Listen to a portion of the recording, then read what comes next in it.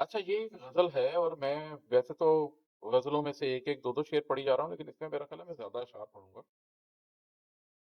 کئی حوالوں سے نام والا، بہت سے لوگوں میں معتبر، اکیلے لمحوں میں دل گرفتہ، شکست خوردہ اداس تر ہوں۔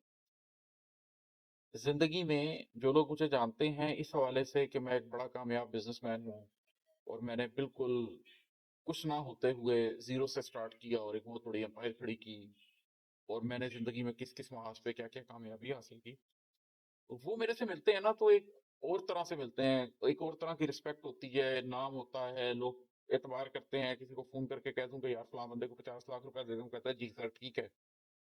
دیکھیے یہ ایلیوژن ہے۔ اکیلے لمحوں میں دل گرفتہ، شکست خوردہ اداس تر ہوں۔ زندگی کے اتنے ماہ سال گزارنے کے باوجود اور اپنی زندگی کے رخ کو بہت سیدھا کرنے کے باوجود، میں آج بھی یہ محسوس کرتا ہوں کہ جو اکیلے لمحے ہیں اس میں کوئی نہ کوئی دل گرفتگی ہوتی ہے، کوئی نہ کوئی شکست ہوتی ہے، اور کچھ نہیں تو گزرے ہوئے دن کی شکستی ہوتی ہے کہ کیا میں نے نبی کریم صلی اللہ علیہ وسلم کی اس سنت پہ عمل کیا کہ مومن کا ایک دن دوسرے دن سے بہتر ہوتا ہے، اور اگر میرا آج کا دن کل کے دن جتنا ہی اچھا تھا تو ایک شکست خوردگی اس دن کی حاصل ہو گئی۔ کوئی نہ کوئی اداسی ہوتی ہے کہ اندر آپ کو محسوس ہوتا ہے کہ نہیں، ابھی ابھی کمی ہے، ابھی قلب نے وہ طمانینت حاصل نہیں کی جو چاہیے ہوتی ہے۔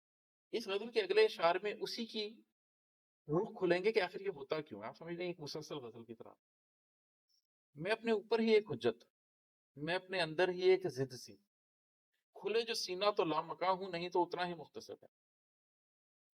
اب میں اپنے اوپر اتنا فہم مجھے اللہ نے دے دیا ہے۔ پہلے اللہ نے جب مجھے عالم ارواح میں پیدا کیا تو مجھ سے ایک وعدہ لیا گیا، مجھ سے پوچھا گیا کہ کیا میں تمہارا رب نہیں ہوں؟ میں نے کہا کہ یقیناً اللہ تعالیٰ آپ میرے رب ہے۔